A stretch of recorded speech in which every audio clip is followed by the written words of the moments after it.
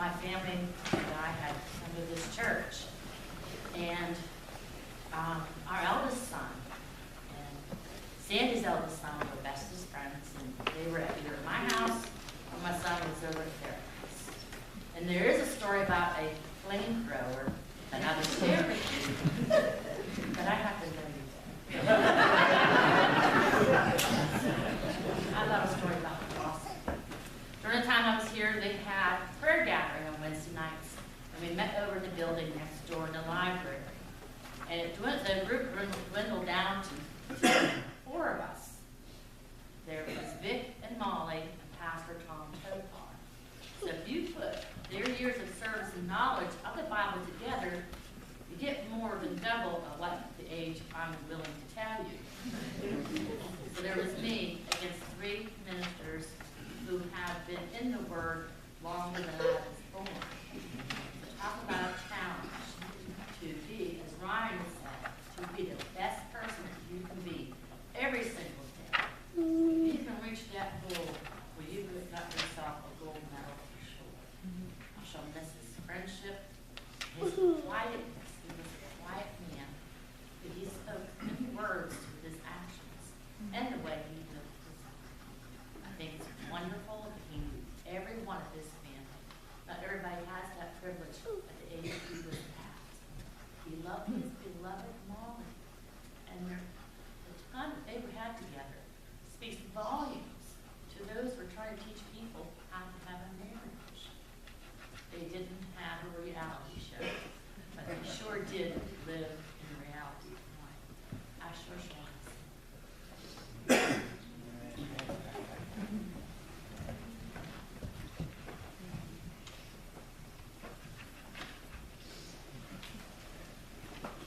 Nick, I've heard the word hero several times. That's what it was. He's not a hero. But aside from being such a great witness and friend, he's responsible for my wife riding. He told her, he says, you know, don't not ride because your back is messed up, you know. Get out there and try it. And we did, and she's been riding with me ever since, you know, so that's a legacy that Vic leaves with us, you know. I love the guy.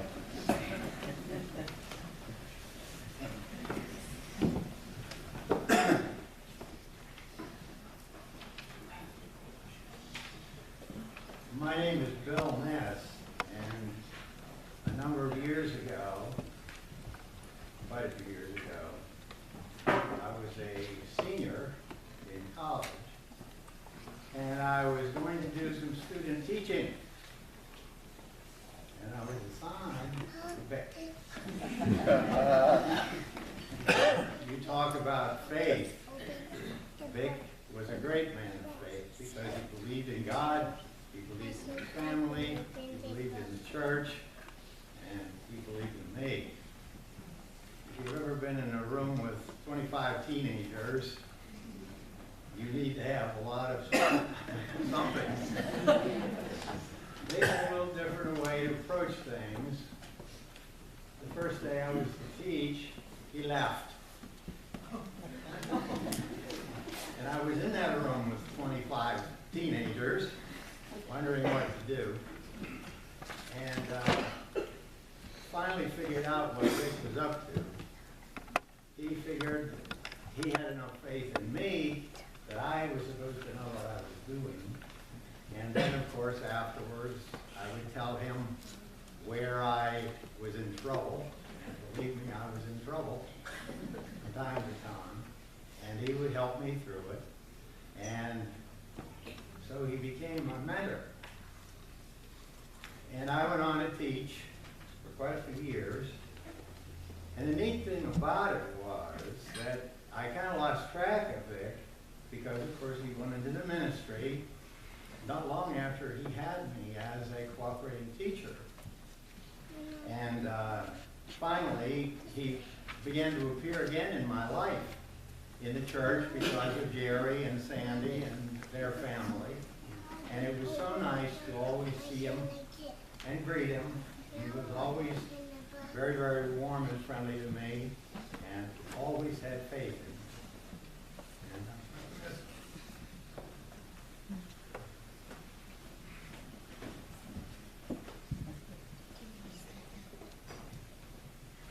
I spoke with a friend this week, letting her know that Pastor Vic had passed away, and this harks back to his high school years. She told me he was the best teacher she ever had. And I think that's saying a lot from a person who had had him as a student. I also want to say that Vic has had a big impression on me, but not just through the things that Vic has said or the life that he lived, but through the family that he has. They have many of his good qualities, and that's a real true measure of a man. I was a student of Mr. Brown's. At that time, they had no daughters. Well, the church was having a mother-daughter banquet. I felt so honored by this. He called me in and said, "Would you do us the honor of being my daughter, my wife, at the mother-daughter banquet at the church?" Which really was a privilege and an honor for me to do that.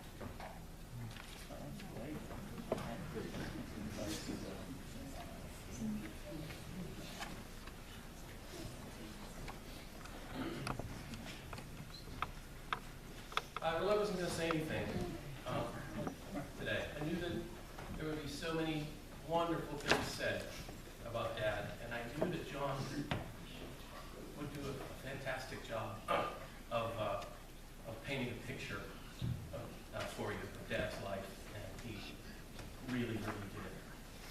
But I told myself that this particular point was not brought up, that I had to bring it up, because it's the story of my life, the Vic Brown. Pardon me. I don't have a lot to say about this.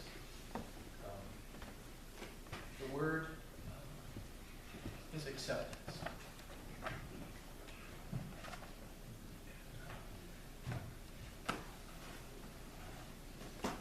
That's what I found. That's what I encountered. This great man, yes, great man, accepting even the likes of acceptance is a very, very powerful thing. It's a very powerful thing. And it changes the world. And it changed my world and changed my life. And I think that's part of his legacy, and I think that's what I would like everyone here to take away today from my point of view. The power of acceptance, which of course was the power of Jesus accepting me as well.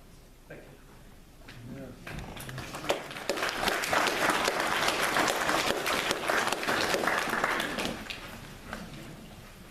Reverend Vic and I had several common bonds. One was that we both liked dope pipes and flew them. Another was motorcycles. He and Wally both rode motorcycles, and I rode a motorcycle.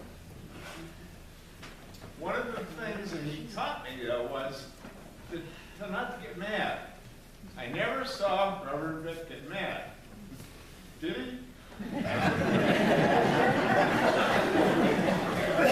That's one of the common bonds we have. I have a temper.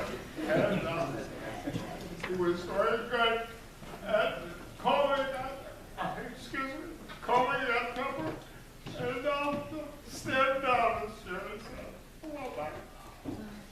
He was a wonderful friend, and I will miss him. Thank you.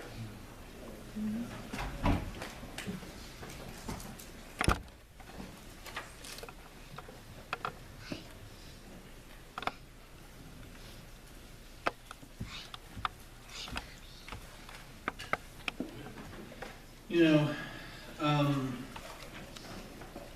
when John was up here, he spoke of conversations with his dad about different planes, and you know, we had a conversation like that. You know, I'm a big fan of existential philosophy, and one of the things that because of Vic, I'm trying to do is when someone passes away, is to not speak of them in the past tense, but in the present, because they may not be here, but they still live. Because as Jesus lived, so too we shall live. So, and that's one of the lessons he taught me. I don't even know if he meant to. But he's a special person, and he's going to be missed by a lot of people, and his life is going to be a testimony to his Savior, Jesus Christ. So,